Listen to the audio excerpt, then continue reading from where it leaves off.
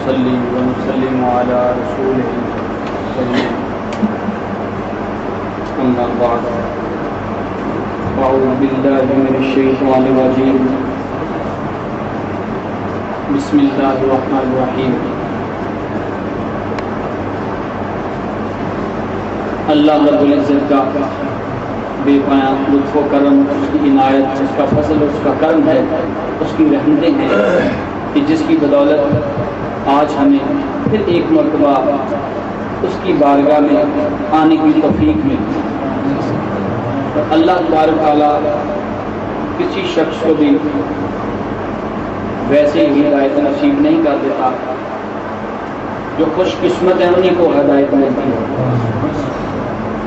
اور جو خوش قسمت ہیں وہی اس کے در پہ آتے ہیں۔ اللہ تبارک تعالیٰ سے دعا ہے کہ اللہ تبارک تعالیٰ اس محفل کے صدقے، اس بیان کے صدقے، یہاں آنے کے صدقے ہمیں دنیا اور آخرت میں کامیابی سے سرخرو فرمائے۔ ہماری یہ جو زندگی ہے اس کا تعلق انسان کے ساتھ ہے، زندگی کا تعلق انسان کے ساتھ ہے، اور انسان کا تعلق اس کے ماں باپ کے ساتھ ہے۔ یعنی کہ یہ انسان، ہم جو یہاں اس دنیا میں تشریف لائے بغیر ماں باپ کے تشریف نہیں لائے، کسی پتھر یا کسی جامد سی چیز سے ہمیں نہیں بنا دیا گیا، بلکہ اللہ تبارک تعالیٰ نے ارشاد فرمایا یا ایھا الناس اتقوا ربکم، یا ایھا الناس اتقوا ربکم الذی خلقکم من نفس واحدہ وخلق منها زوجها وبث منهما رجالا كثيرا ونساء، کہ اے لوگوں اپنے رب سے ڈرو جس نے تمہیں ایک نفس، ایک جان سے پیدا کیا، ایک جان سے، یعنی کہ آدم علیہ السلام کی تخلیق، ایک جان سے پیدا کیا، اور پھر اسی میں سے جوڑے بنائے، اور بہت سارے مردوں کو پیدا کیا اور عورتوں کو پیدا کیا۔ یعنی یہ بتا کر اللہ تعالیٰ نے ہمیں یہ باور کروانا چاہا کہ اے انسان، تمہارا یہاں آنا، تمہارا اس دنیا پہ آنا کوئی یوں ہی نہیں ہو گیا، بلکہ اس کے پیچھے بھی کوئی حکمت کار فرما ہے، اور میں نے تمہیں ایک جان سے پیدا کیا، پھر اس سے آگے جوڑے بھی بنائے، آدم علیہ السلام سے ہی حضرت اماں حوا علیہ السلام کو پیدا کیا، پھر آگے ان کے جوڑے بنائے۔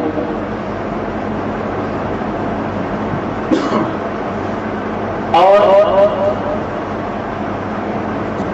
شروع میں ابتدا میں ایک وقت میں ایک ہی بچے یا بچی کی تخلیق نہیں ہوتی تھی، بلکہ جوڑا بھی پیدا ہوتا ہے، جوڑا بھی پیدا ہوتا ہے۔ اب چونکہ ایک زندگی کا ایک آغاز تھا، اس لیے اللہ تبارک تعالیٰ نے اس چیز کو آگے چلانا تھا، اور یہاں تک بھی کہا جاتا ہے کہ جو بچے صبح کو پیدا ہوتے تھے وہ شام تک جوان ہو جاتے تھے، بڑے ہو جاتے تھے، اور جو شام کو پیدا ہوتے تھے وہ دن تک بڑے ہو جاتے تھے۔ اب یہ پہلے بات سننا یا سمجھنا تھوڑی سی دشوار لگتی تھی، لیکن اس دور میں اس کو سمجھنا کوئی مشکل نہیں ہے، کیونکہ آج آپ دیکھ رہے ہیں کہ سائنس نے اتنی ترقی کی ہے کہ آپ پولٹری فارم دیکھ لیں، وہی جانور، وہی چیزیں جو 6 ماہ، 1 سال تک بڑی ہوتی تھی، وہ 40 دن میں، 30 دن میں فوراً بڑی ہو رہی ہے۔ تو آج یہ تکلیف ہمیں اس بات پر مجبور کرتی ہے کہ ہم اس بات کو مانیں کہ اللہ تبارک تعالیٰ اس بات پر اور اس چیز پر بھی قادر ہے کہ وہ چاہے تو ایک لمحے میں جوان کر دے، اور چاہے کہ لمحے بھر سے بھی کم وقت میں جوان کر دے۔ پھر یہ جو نظام ہمارا یہاں دنیا میں آنا اور انسانوں کا آگے بڑھنا ہمارے والدین کے ساتھ تھا. والدین کے بغیر کوئی شخص نہیں آیا. اب وہ والدین جن کے بارے میں اللہ تبارک تعالیٰ نے قرآن کے اندر اور احادیث کے اندر بھی بے پناہ مرتبہ ان کی فضیلت بھی آئی، ان کے ساتھ حسن سلوک کا معاملہ برتنا، ان کے ساتھ احسان کرنے کا حکم آیا بڑے مقام پر. اللہ تبارک تعالیٰ نے فرمایا وَقَضَىٰ رَبُّكَ أَلَّا تَعْبُدُوا إِلَّا إِيَّاهُ وَبِالْوَالِدَيْنِ إِحْسَانًا، کہ اللہ تبارک تعالیٰ وَقَضَىٰ رَبُّكَ تمہارے رب نے یہ فیصلہ کر دیا ہے، تمہیں حکم دیا ہے کہ اللہ تعبدوا، کہ وہ کسی کی عبادت نہ کرے، الا اياه سوائے اس کے. اب نے کہا وبالوالدین احسانا، اور یہ بھی ساتھ حکم دے دیا کہ اپنے والدین کے ساتھ تم احسان کرو، اپنے والدین کے ساتھ احسان کرو.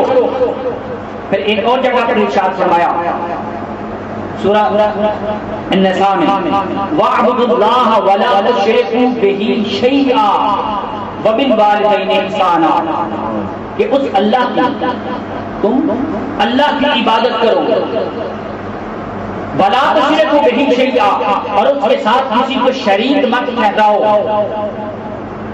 پھر کہا اور والدین کے ساتھ حسن سلوک کا معاملہ، احسان کرو. اپنی عبادت کہی اور عبادت کے بعد کہا کہ والدین کے ساتھ احسان کرو.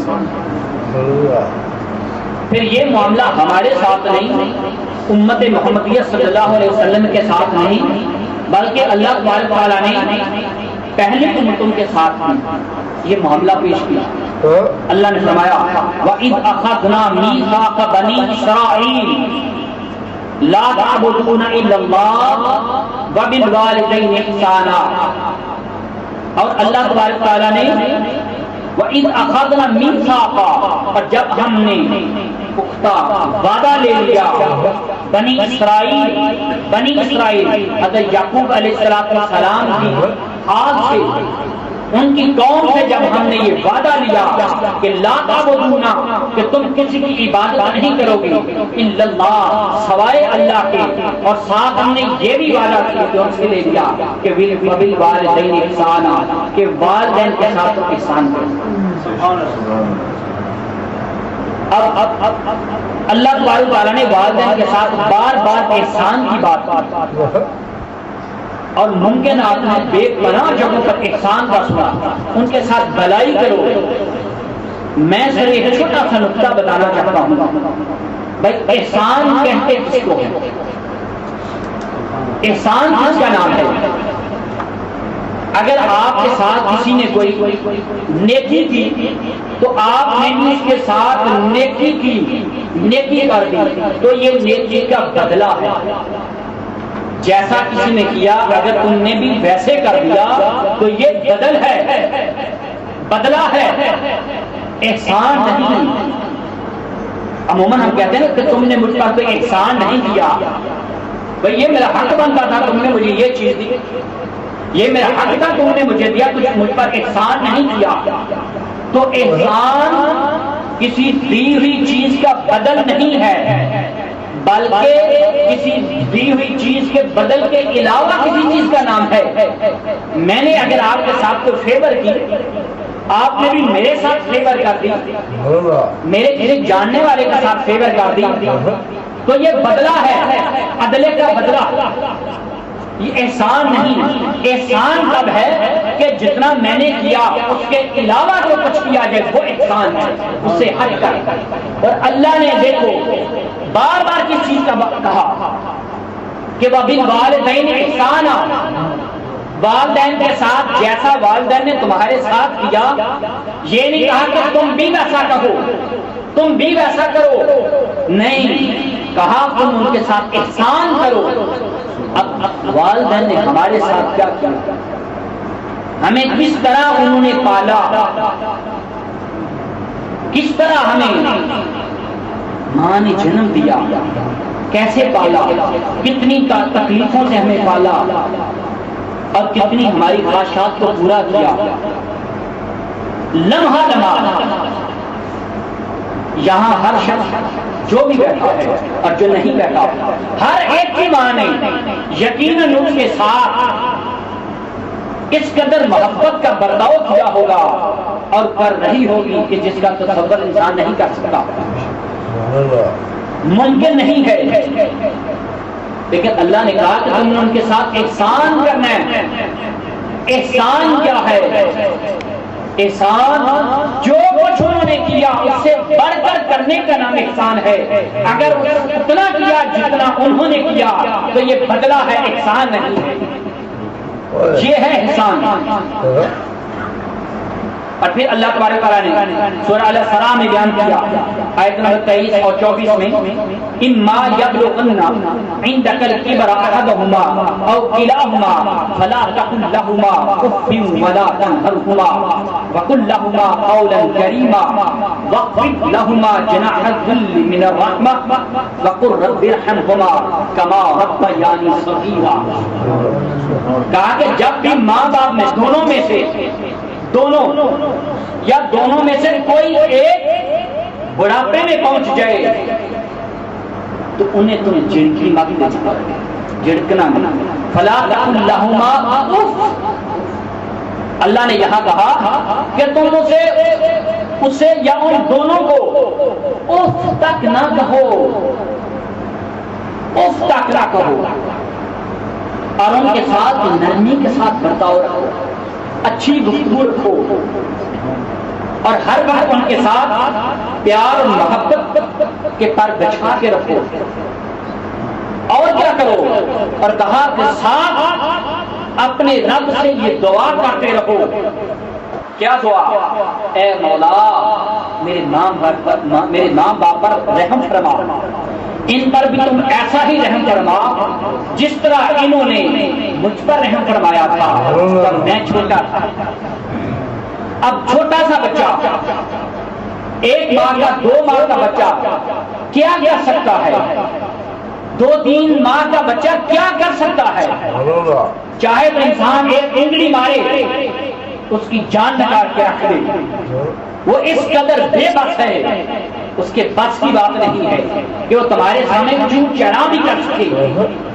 لیکن وہی بچہ جب جوانی تک پہنچتا ہے، جب وہ بڑھاپے میں پہنچتے ہیں اور وہ جوانی تک پہنچتا ہے، جب اس کے ہاتھ میں کمانڈ آتی ہے، اس کے ہاتھ میں طاقت آتی ہے، اس کے ہاتھ میں ایک جرأت آتی ہے، پھر وہی جو ایک بے بس تھا وہی اپنے ماں باپ کے ساتھ کیسا سلوک کرتا ہے. ہم کہتے ہیں یہ میں نے کمایا، یہ میں کر رہا ہوں. ہر جہاں آنے والا شخص، ہمارے یہاں پر ہاتھ آنے والا شخص ممکن ہے کہ ہر کوئی یہ سوچ رہا ہو کہ میں دیکھو میں کس طرح کی تکلیفیں اٹھا رہا ہوں، میرا یہاں آنا کس طرح تکلیف دہ ہے، میرے پاس یہاں کھانے کے لیے پتہ نہیں کس طرح کا ہے. وہ گرفون کرتا ہے، کہتا تمہیں کیا پتا میرے پر کیا بنی ہے، ہم کس طرح گزارا کر رہے ہیں، میں یہاں کما رہا ہوں، اتنی تکلیف میں ہوں، آپ کو خیال نہیں ہے، آپ پیسہ لٹا رہے ہیں، یوں کر رہے ہیں. لیکن افسوس کہ جب وہی بچہ چھوٹا تھا، جب وہ کوئی بھی حرکت کرتا تھا تو ماں نے کبھی یہ نہیں کہا تھا کہ میں تمہیں بار بار پلا رہی تم پھر ادھر گرا دیتے ہو، میں تمہیں اس طرح لٹاتی ہوں تم پھر اپنی کروٹ بدل لیتے ہو، میں تمہیں یہاں بٹاتی ہوں تم نیچے گر جاتے ہو. اس وقت ماں نے تو تانا نہیں دیا تھا، آج ہم تانا دیتے ہیں. آج ہم نے ان کے احسان کو بھلا دیا، وہ ان کا احسان تھا، ہم نے ان کے احسان کو بھلا دیا. اور آج ہمیں ذرا بھی تھوڑی سی تکلیف آ جائے، ماں باپ بوڑھے ہو جائیں تو بار بار ان کے اصرار پر ہمیں تکلیف ہوتی ہے، ہم برداشت نہیں کر پاتے. کہتے ہیں یہ کیا ایک ہی بات بار بار رٹی جا رہی ہے. یہ کہاوت ہے بڑی سبق آموز کہاوت کہ ایک ماں تھی، اس نے اپنے بیٹے سے کہا کہ بیٹا مجھے کچھ آواز آ رہی ہے. بیٹے نے کہا کہ ماں کوئی آواز نہیں ہے. تھوڑی دیر بعد پھر اس نے کہا کہ بیٹا مجھے کچھ آواز سنائی دے رہی ہے.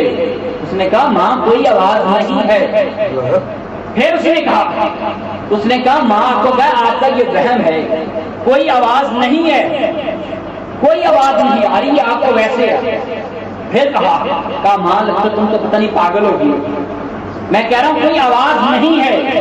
اس نے کہا بیٹا ایک منٹ کو, اور وہاں صندوق میں ایک برقع پڑا ہوا ہے, ایک پیپر ہے, وہ اٹھا کے لاؤ, وہاں سے نکال کے لاؤ. وہ گیا, وہ پیپر اٹھا کے لایا, نکالا اس نے پیپر اور کہا, اس نے کہا بیٹا یہ دیکھو یہ وہ پیپر ہے, جب تو چھوٹا تھا تو تم ایک ہی بات تو نے میرے سے 70 مرتبہ پوچھی تھی, میں نے 70 مرتبہ تمہیں پیار کے ساتھ چوم کر اس کا جواب دیا, تم پھر وہی بات پوچھتے تھے, میں نے پھر وہی پیار سے جواب دیا, پھر پوچھتے تھے پھر جواب دیا. 70 مرتبہ تم نے مجھ سے پوچھا, اور آج تم میں نے 3-4 مرتبہ پوچھا ہے تو تمہارا موڈ خراب ہو گیا. تمہارے سے یہ 4-5 مرتبہ بتانا تمہارے سے گوارا نہ ہوا, تو میں نے اس 70 مرتبہ, ہم سمجھتے ہیں کہ یار یہ پاگل ہو گیا, پتہ نہیں میں کیا ہو گیا. اس وقت آپ جب یہ وقت ایک ایسا ہوتا ہے ماں باپ کا, ایک عمر ایسی ہوتی ہے, کبھی کوئی جلد اور کوئی کچھ ایسے لوگ ہیں جو زیادہ عمر میں چل کے بھول جانے کی ان کو پرابلم ہو جاتی ہے, بھولنے کا مسئلہ ہوتا ہے, بار بار بھولنے کی ان کے اندر چڑچڑا پن آ جاتا ہے. یہ ان کا کوئی اپنا قصور نہیں ہے. بندہ کہتا ہے یار میں اتنا سمجھدار, مجھے سمجھ نہیں آ رہی, حالانکہ انسان کا جو ساری زندگی جو تابع دار تو رہا ہے, ساری زندگی تابع دار رہا, فرما بتا رہا, ہر بات مانتا رہا, لیکن اب یہ اس کا وقت, یہ اس کے لیے ایک ایسا وقت ہے کہ جو اس کی آزمائش کا وقت ہے, اس کے صبر کا امتحان ہے کہ اب وہ ان کے ساتھ کیسا سلوک کر پائے.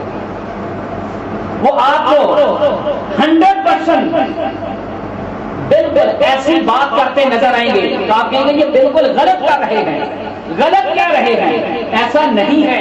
وہ بار بار اصرار کہیں گے, لیکن اے خدا کے نیک بندو, اے اللہ کے بندو, انہوں نے ایسا کرنا ہے, لیکن آپ یہ سوچ رکھیں کہ یہ ان کے بس کی بات نہیں ہے, یہ ان کے بس کی بات نہیں ہے, یہ ایسا ہی ان کے بس کی بات نہیں ہے کہ جیسے چھوٹے بچوں کی بس کی بات نہیں. انہیں آپ لاکھ سمجھا لیں, انہیں سمجھ نہیں آئے گی, انہیں سمجھ نہیں آئے گی, آخر آپ کو ڈالنا ہوگا. وہی بچے, چھوٹا بچہ ہے, ماں باپ جاتا ہے تو ہزار ان کے ساتھ فرمائشیں کرتے ہیں, امی میرے لیے باہر سے یہ لے کر آئیے گا, امی آپ بازار جا رہی ہیں میرے لیے یہ لے کر آئیے گا, اے ابو جان, اے پاپا جان, اے ابا جانی آپ بازار جا رہے ہیں میرے لیے یہ چیز لے کر آئیے گا. لاکھ فرمائش کرتے ہیں اور وہ آپ کے مطابق ان کی فرمائش کو پورا کرتے ہیں. لیکن جب وہی ماں باپ بوڑھے ہو جائیں وہ دیکھتے ہیں کہ آج میرا بیٹا آیا ہے, صرف مال و دولت ہی ان کو دینا مقصد نہیں ہے, ان کے ساتھ دل لگانا, ان کا دل لگانا یہ ہمارا فرض ہے. وہ بھی یہ وقت ان کے لیے ایسا وقت ہوتا ہے کہ بڑھاپے کا عمر سیدھا جب وہ ہو جاتی ہے, ان کے لیے وہ وقت ہے کہ وہ پھر بیٹے کو دیکھتے ہیں, اولاد کو دیکھتے ہیں, وہ بھی اسی طرح انتظار کرتے ہیں. تو ہمیں بھی جس طرح ہم فرمائش کرتے تھے ہمیں بھی ان کی تمام فرمائشوں کو حد الامکان کوشش کرنی چاہیے کہ پورا کیا جائے, حد الامکان کوشش کو پورا کیا جائے. اب ابراہیم علیہ السلام کیا مثال ہے, ہم ہر نماز میں پڑھتے ہیں, ہر نماز میں ربنا اغفر لی ولوالدی وللمؤمنین یوم یقوم الحساب.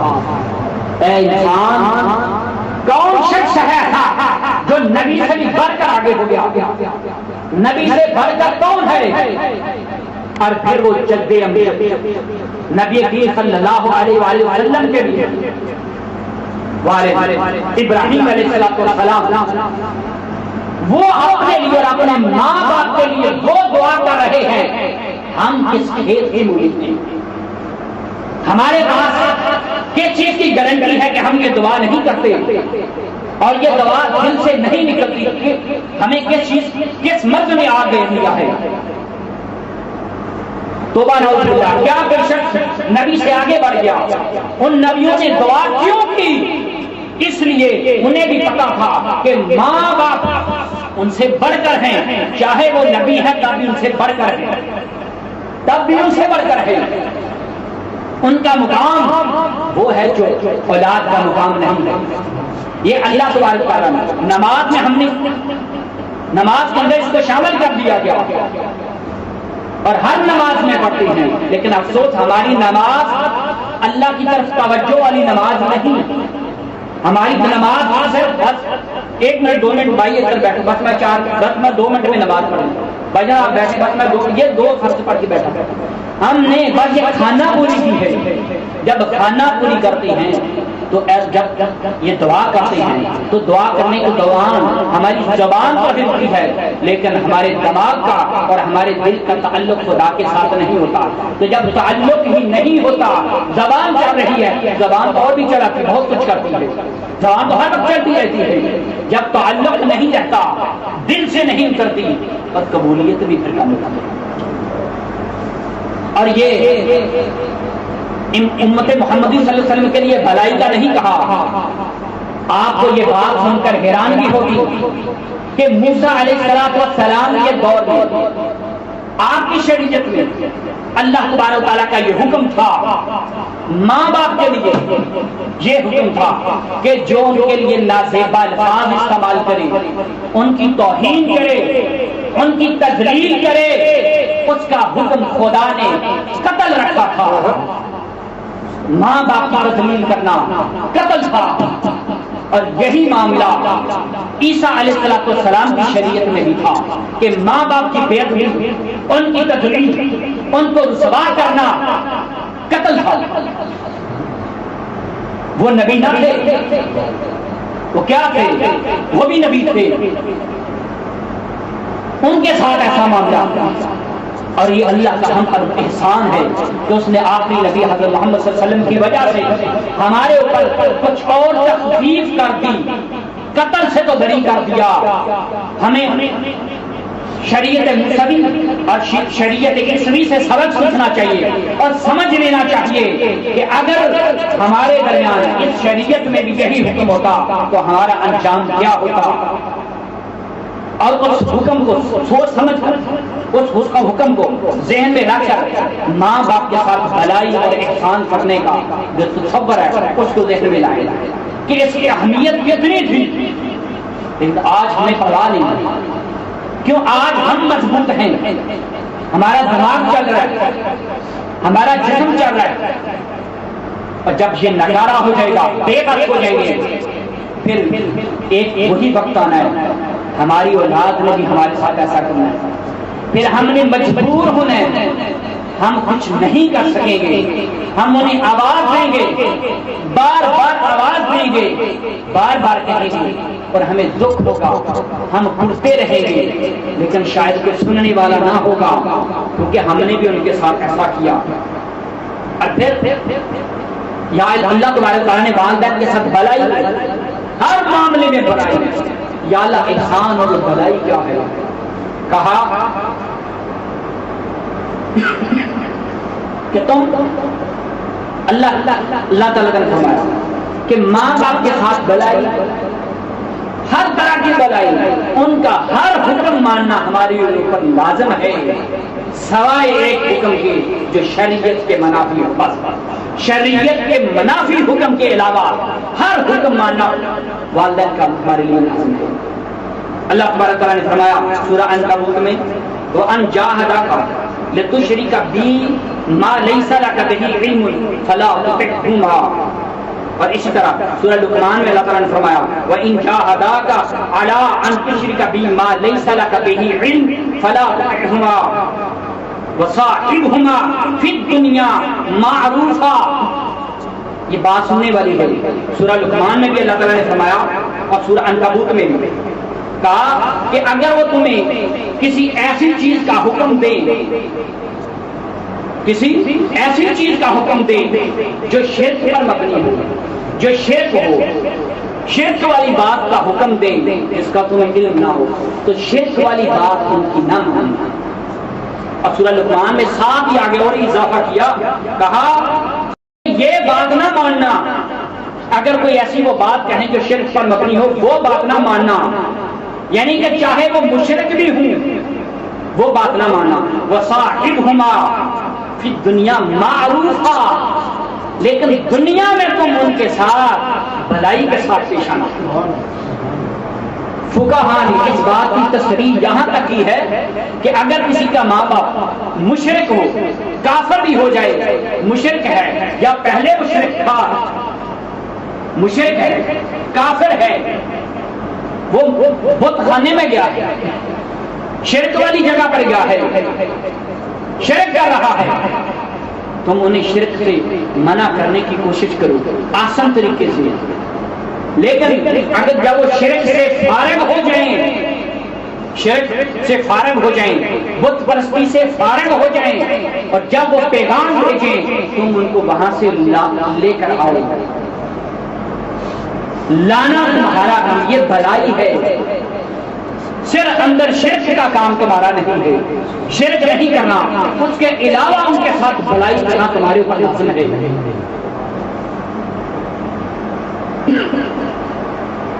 اور آقا علیہ السلام نے فرمایا کہ والدین ہی ہیں جو انسان کے لیے جنت بھی ہیں اور جہنم بھی ہیں. فرمایا ہما جنت کا والنار کا, یہ تیرے ماں باپ ہیں جو تمہارے لیے جنت بھی ہیں اور جہنم بھی ہیں. اور اسی طرح ایک اور صحابی نے اللہ کے نبی سے پوچھا کہ اے اللہ کے نبی, اللہ کے ہاں کون سا ایسا عمل ہے جو سب سے زیادہ محبوب ہے؟ ای العمل احب الی اللہ. آقا علیہ السلام نے فرمایا الصلاۃ علی وقتها, الصلاۃ علی وقتها, وہ نماز جو اپنے وقت پر ادا کی گئی ہو. پھر کہا ثم بر الوالدین, پھر والدین کے ساتھ نیکی کرنا. الجہاد فی سبیل اللہ, اور تیسرا اللہ کی راہ میں جہاد کرنا. یہ بخاری شریف میں بھی ہے, مسلم شریف میں بھی ہے کہ سب سے اللہ کو پسند عمل وقت پر ادا کی گئی نماز ہے. اس کے بعد نماز کے بعد اللہ نے پچھلی آیات میں نے آپ کے سامنے رکھی کہ اللہ تبارک تعالیٰ نے جہاں اپنی عبادت کی بات کی, عبادت کے بعد کوئی معاملہ اور نہ رکھا, عبادت کے بعد کہا ماں باپ کے ساتھ بھلائی کرو, ماں باپ کے ساتھ احسان کرو, ماں باپ کے ساتھ. اور آخر صاحب نے فرمایا کہ سب سے پسندیدہ اعمال میں سے پہلا عمل وقت پر ادا کی گئی نماز ہے, اور دوسرا ماں باپ کے ساتھ بھلائی ہے, اور تیسرا جو ہے وہ جہاد, تیسرا جہاد. ہم میں سے بہت سارے ساتھیوں نے, ایک بہت لمبی حدیث ہے, بخاری شریف میں بھی ہے, مسلم شریف میں بھی ہے, ابو عوانہ نے بھی اپنی مسند میں بھی اس کو روایت کیا ہے کہ بہت سارے نے یہ ممکن سنی ہوگی. اور غار کا پتھر, اس کے نام سے یہ ایک کہانی بھی پہلے رہی ہے, اور یہ ایکچولی حقیقت میں یہ حدیث مبارکہ ہے. اور میں جب ایک دن پڑھ رہا تھا مجھے اتنا افسوس ہوا, میں نے کہا جن لوگوں نے اس کو ہماری کتابوں میں, بچپن کی کتابوں میں اس کو شامل کیا, تو یہاں یہ کم از کم نہیں لکھا کہ حدیث شریف, یا یہ نہیں لکھا کہ نبی کریم صلی اللہ علیہ وسلم کا فرمان. کہاوت تو بتا دی, وہاں کہاوت سے درس تو مل گیا, ملتا ہے, لیکن جب یہ لکھا ہو کہ ہمارے آقا نے یہ فرمایا, آپ نے یہ فرمایا, تو لا محالہ بچے کے ذہن میں یہ بات بھی آئے گی کہ ہمارے پیارے نبی صلی اللہ علیہ وسلم نے یہ بات فرمائی تھی, تو یہ کچھ اور بات ہوتی. لیکن وہ کتابوں میں ایک ایسی بات لکھی, ہم بھی ایسے ہی پڑھتے رہتے کہ جیسے کہانی ہے. آپ نے فرمایا کہ 3 آدمی وہ سفر پر نکلے, اور سفر پر نکلے کہ راستے میں تھے کہ اچانک آندھی آ گئی, شدید بارش آ گئی, انہیں چھپنے کے لیے ایک غار ملی, وہ وہاں چھپ گئے. اور اللہ کا کرنا ایسا ہوا کہ ایک پتھر غار کے سامنے آ گیا, اس کا منہ بند ہو گیا, اب انہوں نے کہا کہ اب انہوں نے اس کو کہا کہ پتھر کو ہٹانے کی کوشش کی لیکن ان کی بس کی بات نہ. اب ان میں سے ایک نے کہا کہ بہن تم ایسا کرو، ہم ایسا کرتے ہیں کہ جو پچھلی تو جو نیکیاں کی ہیں انہیں اللہ کی بارگاہ میں انہیں یاد کر کے تو ان کا وسیلہ اللہ سے مانگتے ہیں. اپنی کسی کی ہوئی نیکی کو یاد کر کے تو اللہ کو اس کا وسیلہ بنا دے تاکہ اللہ تعالیٰ شاید ہماری کسی نیکی کی وجہ سے ہمیں اس مصیبت سے نجات دے دے. اب ان میں سے ایک شخص کہنے لگا کہ اللہ میرے والدین میں بکریاں چرایا کرتا تھا اور بکریاں چرا کر پھر ان کا جو دودھ ہوتا تھا رات کو دودھ ہوتا تھا اور بکریوں کا دودھ دھو کر میں جب گھر آتا تھا تو میرے گھر میں میری بیوی بھی تھی، میرے بچے بھی تھے، لیکن میں سب سے پہلے اپنے ماں باپ کو وہ دودھ دیا کرتا تھا، پھر اپنی اولاد کو دیتا تھا.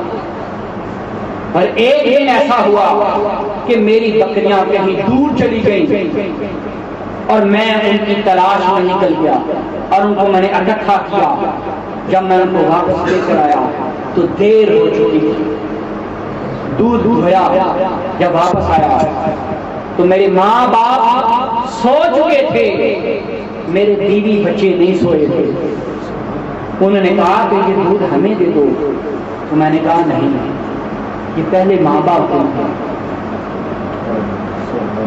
انہوں نے بہت اصرار کیا، میں نے کہا یہ پہلے ماں باپ کی خدمت ہے، وہ بوڑھے ماں باپ ہیں.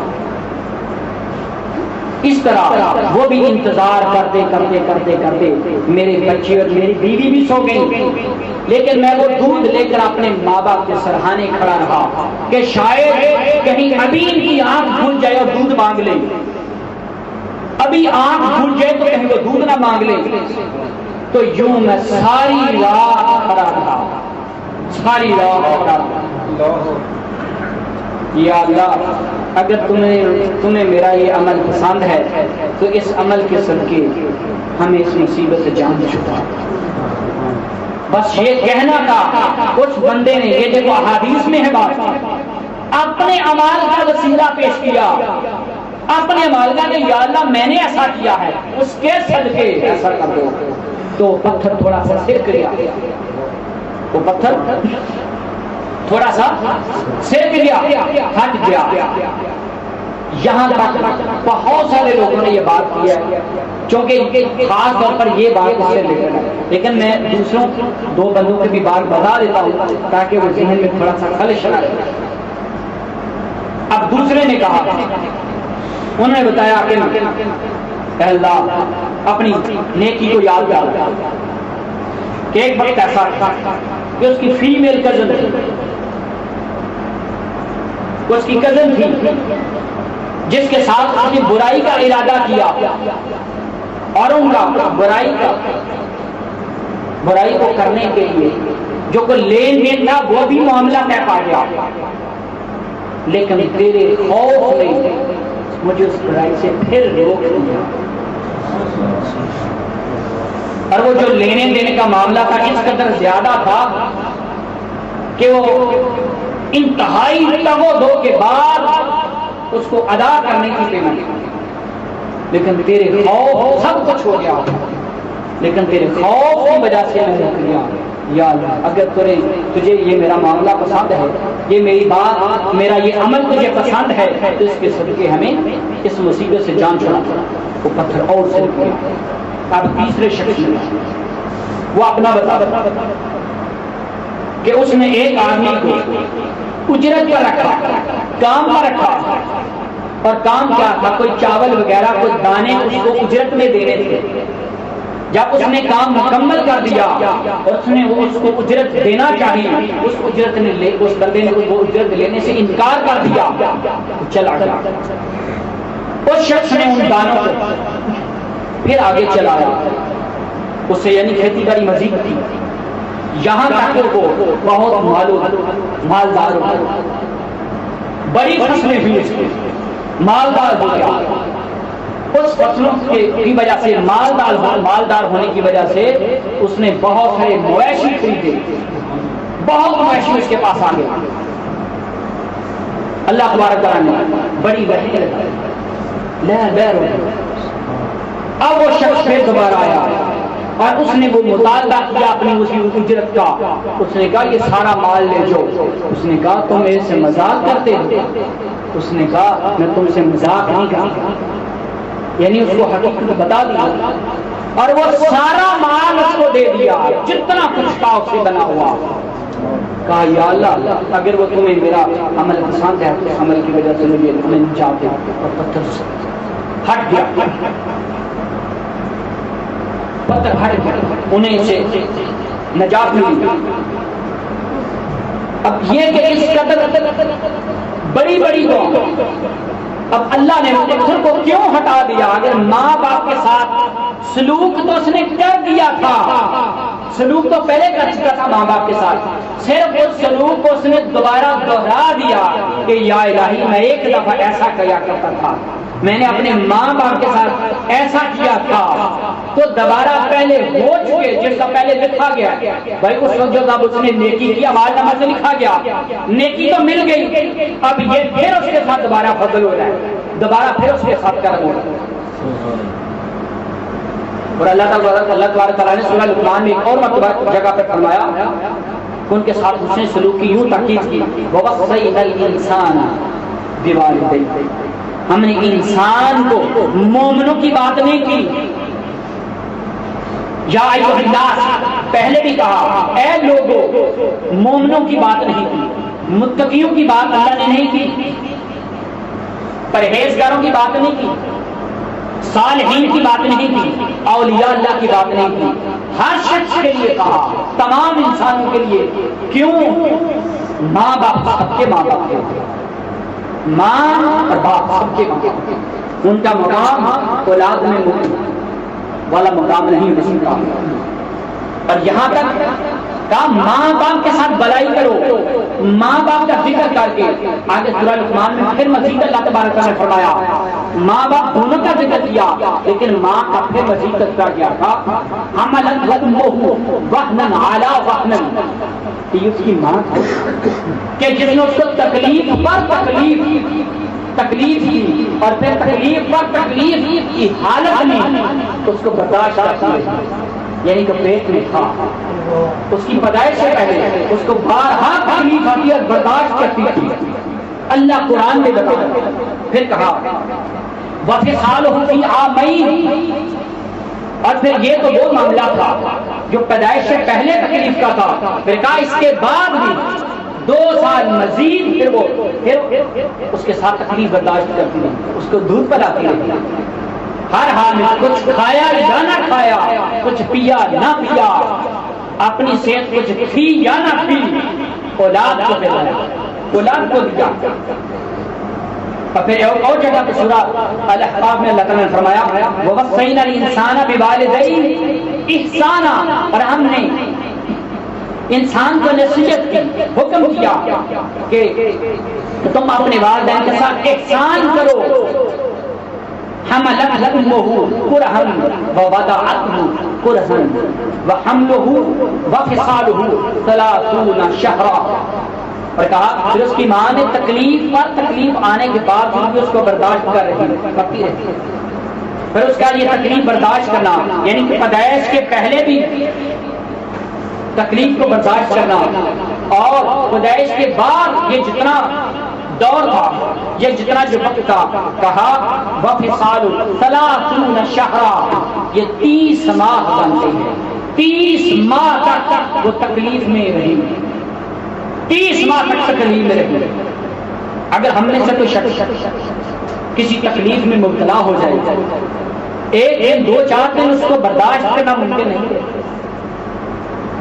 اگر آسان سی مثال یہ لے لی جائے کہ اگر ہمارے پاس بہت زیادہ وزن ہو، 5-7 کلو کا وزن ہو، ہر وقت ہمیں ویسے اٹھانا پڑے اور بھاگنا پڑے، اٹھنا بیٹھنا کسی قدر تکلیف نہیں، انسان کی بس کی بات ہے.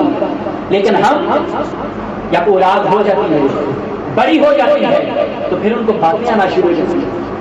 انہی ماں باپ کے سامنے بولتے ہیں، کہتے ہیں ہمیں پتہ ہے آپ کو نہیں پتا، یہ جدید دور ہے، یہ آپ والا دور نہیں ہے۔ ماں جو آپ کا زمانہ گیا یا ان کے ساتھ اتنی بحث و مباحثہ کرنے کی کیا ضرورت ہے جب تمہیں پتا ہے کہ یہ وہ زمانہ نہیں جو ان کا زمانہ ہے۔ اگر ہمیں اس بات کا علم ہے، ہمارے اندر اگر اتنی عقل ہے، ان کے ساتھ بحث و مباحثہ کرنا اور لڑائی کس چیز کی؟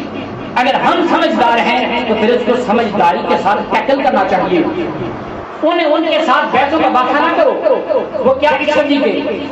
نیو جنریشن تو نہیں ہے وہ کہ جس کے ساتھ ہم کمپیوٹرائز گفتگو کر رہے ہو، سائنس کی گفتگو کر رہے ہو، ان کو دلائل دے رہے ہو، نہیں، انہیں احسن طریقے کے ساتھ ہاں ٹھیک ہے، ہاں آپ ٹھیک ہے، اچھا ٹھیک ہے، اچھا ٹھیک ہے، ہاں چلو انشاءاللہ ایسے کر لیں گے، نہیں ہوا ہاں میں انشاءاللہ کر رہا ہوں، ہو جائے گی انشاءاللہ، کریں کوشش کریں، جتنی کوشش کریں۔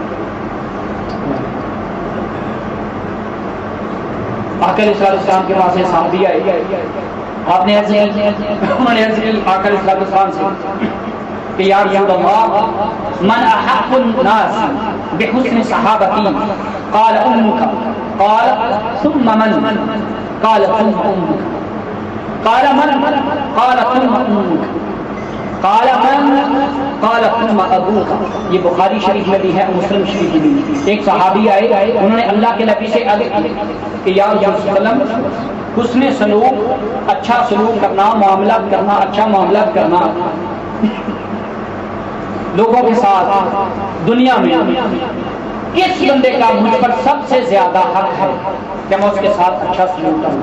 سب سے زیادہ آپ کی والدہ، آپ کی ماں کا۔ انہوں نے پھر پوچھا، پھر فرمایا آپ کی ماں کا، پھر عرض کی کہا آپ کی والدہ کا، چوتھی مرتبہ کا آپ کے والد کا، 3 مرتبہ یہ بتا کر یہ کہنا مقصد یہ تھا کہ ماں کی اہمیت کو اجاگر کرنا تھا، والدین کی اہمیت، ان کے ساتھ پیار و محبت۔ فرمایا میرا حق کس کے ساتھ زیادہ حق ہے کہ ان کے ساتھ اچھا سلوک کروں؟ اور میں نے آپ کو پہلے احسان کی بات کہی کہ اگر ہم نے کہا کہ ہم ان کو کھلا رہے ہیں، کھلایا انہوں نے بھی تھا ہمیں، ہم پلا رہے ہیں، پلایا انہوں نے بھی تھا ہمیں، انہوں نے اپنی جان سے بڑھ کر تکلیف اٹھائی تھی، جو انہوں نے کیا اس سے ہٹ کر جو کچھ ہوگا، ان سے ہٹ کر جو وہ احسان ہے، اگر جو کیا وہ بدلہ ہے، احسان نہیں ہے، وہ احسان نہیں ہے۔ اس طرح ایک صحابی، ان کی خواہش تھی، وہ جہاد کرنا چاہتے تھے، آقا علیہ السلام کی بارگاہ میں آئے کہ یا رسول اللہ صلی اللہ علیہ وسلم مجھے جہاد کی، مجھے بڑی جہاد کرنے کی خواہش ہے، میں جہاد کرنا چاہتا ہوں۔ آپ نے فرمایا کیا تمہارے ماں باپ میں سے کوئی زندہ ہے؟ عرض کی یا رسول اللہ صلی اللہ علیہ وسلم ہاں میری ماں زندہ ہے۔ آپ نے فرمایا فَأَطْلِ اللَّهَ فِي بِرِّهَا فَإِذَا فَعَلْتَ ذَلِكَ فَأَنْتَ حَاجٌ وَمُعْتَمِرٌ وَمُجَاهِدٌ۔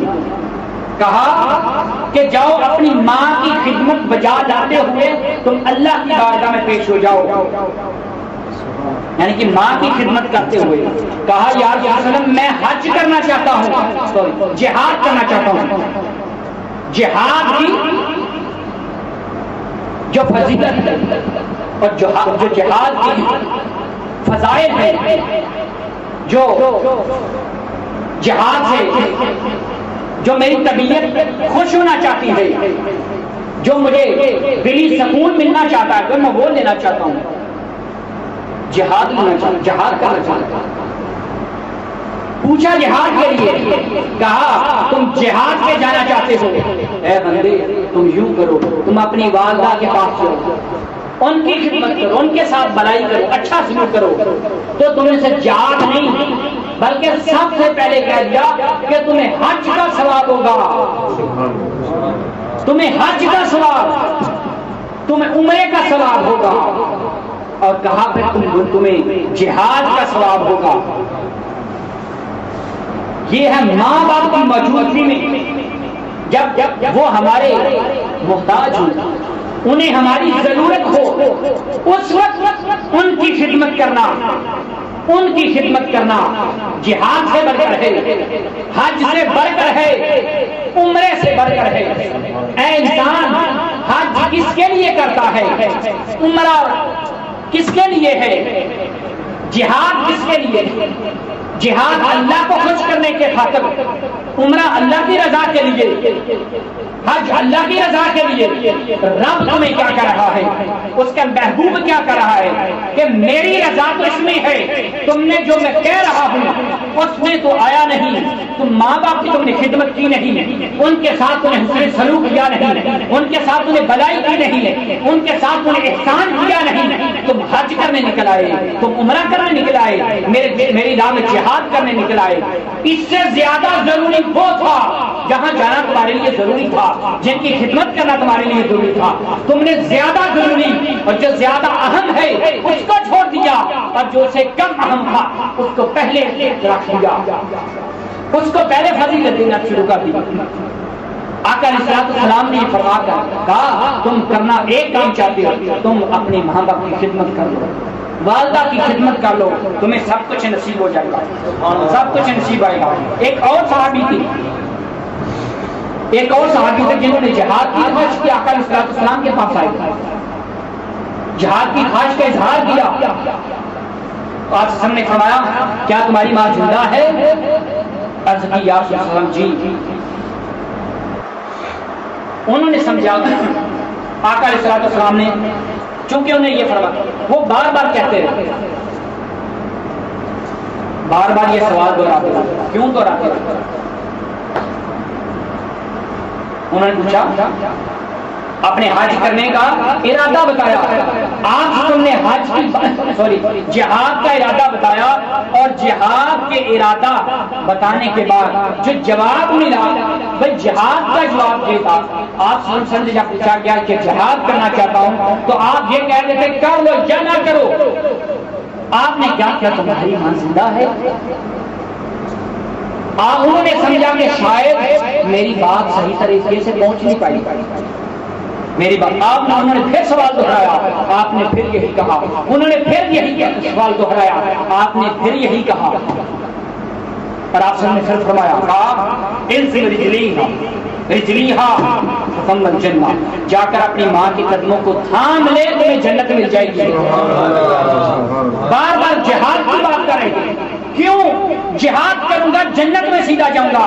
اللہ کے نبی نے فرمایا کہ اے انسان، اے صحابی، اے میرے امتی، اے مجھ پر ایمان لانے والے، تم جہاد کے ذریعے جنت میں جانا چاہتے ہو، جاؤ اپنی ماں کے قدموں میں چلے جاؤ، اس کی خدمت کر، تمہیں جہاد کی بجائے ڈائریکٹ اسی طرح جنت نصیب ہو جائے گی۔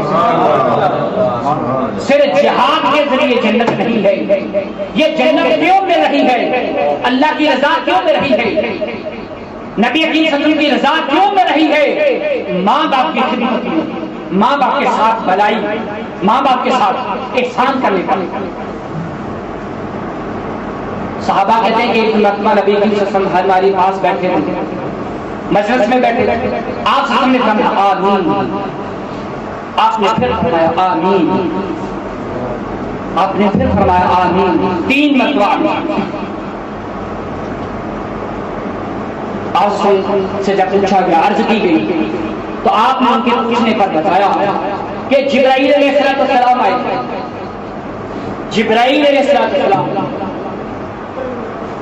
انہوں نے کہا کہ وہ شخص کم بخت ہے، وہ بدبخت ہے، وہ اللہ کی رحمت سے دور ہے، وہ اللہ کی پناہ سے دور ہے، اللہ کی رحمت سے دور ہے، کہ جس نے ماں باپ کو پالا اور ان کی خدمت حاصل کر کے اللہ کی رحمت حاصل کی، جس نے رمضان کو پایا اور اس کی فیوزات اور اس کی جو برکات ہیں حاصل کر کے اللہ کی رحمت سے مستفید نہ ہو سکا، اللہ کی رحمت۔ اور تیسرا آپ نے فرمایا، انہوں نے کہا کہ ایسا شخص کہ جس کے سامنے میرا نام لیا جائے اور مجھ پر درود نہ پڑے وہ بدبخت ہے۔ انہوں نے آمین کہا، اور جبریل کے پیچھے آپ نے بھی آمین کہا۔ کہ اللہ اس کو اپنی رحمت سے دور کرے.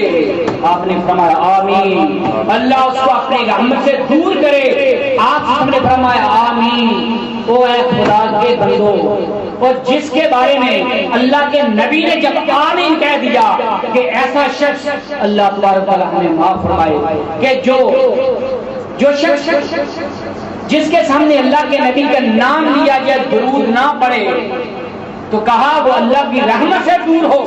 اور جس بات پر اللہ کے نبی نے آمین کہہ دیا کہ یا اللہ ایسا ہی ہو، ایسا کیوں کرنا ہوگا، اور جس نے اپنے ماں باپ کو پایا اور ان کی خدمت نہ کی اور اللہ کی رحمت سے مستفید نہ ہو سکا، بدبختی میں آ گیا اور کہہ دیا کہ ایسا شخص بدبخت ہے. اللہ کے نبی نے کہہ دیا کہ آمین، اے اللہ اسے اپنی رحمت سے دور فرما. یعنی کہ اس کا حال ایسا ہی ہو. آمین کا مطلب ہے کہ جو کہا جائے ویسا ہی کہا جائے. اور جب نبی کی قسم نے کہہ دیا تو پھر کس طرح اللہ کی رحمت ہم حاصل کر سکتے ہیں؟ جن کے کہنے پر رحمت دور ہوگی، ہمارے اپنے کہنے پر رحمت کیسے قریب آ سکتی ہے؟ کسی شخص کے کہنے پر رحمت قریب نہیں آ سکتی. جب اللہ کے نبی نے کہہ دیا کب آ سکتی ہے؟ اسی وقت آ سکتی ہے کہ اسی طرح آ سکتی ہے کہ جیسا آپ نے فرما دیا. جب طریقہ بھی بتا دیا کہ رحمت کا طریقہ، اللہ کے فضل کا طریقہ، اللہ کے کرم کا طریقہ، اس کی رحمتیں اگر چاہتے ہو، اس کا لطف چاہتے ہو تو پھر اس کا ایک ہی حال ہے، اگر اس کی رضا چاہتے ہو تو پھر اس کے احکام پر عمل کرو. والدین کے ساتھ حسن سلوک کرو. اگر حسن سلوک نہیں تو یہ سب کچھ کیا، پھر کچھ بھی نہ ملا.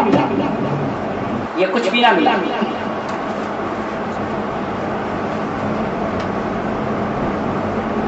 حضرت ابو بکر صدیق رضی اللہ تعالیٰ عنہ،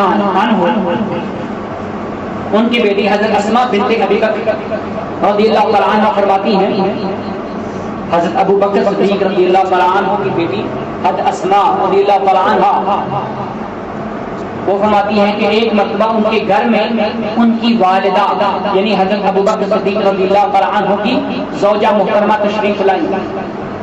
اس وقت نکاح کے احکامات ابھی نازل نہیں ہوئے تھے اور وہ مشرک اسلام نہیں لائی تھی. حضرت ابو بکر صدیق رضی اللہ تعالیٰ عنہ کی زوجہ محترمہ، چونکہ اس وقت ابھی نکاح کے احکامات نہیں آئے تھے، تو آپ کی بیٹی نبی کے حسن سے پوچھتی ہیں، عرض کی کہ اے اللہ کے رسول، میری والدہ میرے پاس نہیں، تو ان کے ساتھ میرا جو صلہ رحمی ہے اس میں سلوک صلہ رحمی، کیا میں ان کے ساتھ صلہ رحمی کروں؟ آپ نے فرمایا ہاں. ابھی مومن نہیں تھی، ایمان نہیں لایا، ایمان نہیں لائی. میں یہ بات ابن حبان انہیں صحیح میں بیان کیا. اور آخری بات عرض کر کے گزارش کروں گا، اجازت چاہوں گا. اللہ کے نبی کے بہت ہی پیارے عاشق جن کا بڑا تذکرہ آپ نے سنا، حضرت خواجہ اویس قرنی رحمۃ اللہ علیہ، جو قرن میں رہتے تھے، جو یمن میں تھے. آپ پسندہ زمانہ پایا، آپ پسندہ زمانہ پایا اور 20 سال تک آقا علیہ السلام کا زمانہ پایا اور آپ کا دیدار نہ کر سکے. بہت محبت کر سکے، بہت اشتہار، لیکن ان کے سامنے ایک ہی چیز حائل تھی، ایک ہی چیز رکاوٹ تھی، ایک ہی مشکل تھی، اور وہ کیا؟ ان کی بری، ان کی بیمار والدہ، ان کی والدہ جن کی صحت درست نہیں تھی، بیمار تھی. اللہ تبارک تعالیٰ نے ایک مرتبہ صحت عطا فرمائی. اور کون سے صحابی، کون سے اللہ کے محبوب کے ساتھی؟ عاشق. وہ عاشق صحابی کا رتبہ کوئی عام رتبہ نہیں، صحابی کا رتبہ عام رتبہ نہیں ہے. کوئی کتب اور غوث صحابی کے رتبے کو نہیں چھو سکتا، لیکن صرف ایمان کی حالت میں نبی کریم کو چھو لینا، تک لینا، سن لینا، صحابیت میں انسان داخل ہو جاتا ہے. صرف دیکھ لینے سے، ایمان کی حالت میں چھو لینے سے یا سن لینے سے صرف اتنا کام کرنا تھا، اور وہ مقام ملنا تھا جو قطب ابدال کو بھی نہیں ملتا، لیکن کیوں نہ حاصل کر سکے؟ کیونکہ والدہ محترمہ بیمار رہتی تھی، اب وہ عاشق جن کے بارے میں اللہ کے نبی اپنے صحابہ کو ان کے فضائل بتاتے تھے، ان کے مناقب، ان کی فضیلت بتاتے تھے، حضرت خواجہ اویس کرنی رحمۃ اللہ علیہ کہتے ہیں کہ وہ میرے وہ عاشق ہیں، وہ عاشق ہیں کہ جن کی وجہ سے، جن کی دعا سے، جن کی وجہ سے اللہ تبارک و تعالی میری امتیوں کی لاکھوں کی تعداد میں جن کے کہنے پر مغفرت و شفاعت کرے گا۔ کتنے مناقب ان کے فضائل بیان کیے کہ صحابہ نے پھر ان کے ساتھ ملنے کی خواہش کی، انہیں دل میں تمنا پیدا ہوئی، آرزو پیدا ہوئی، ملاقات کرنا چاہتا۔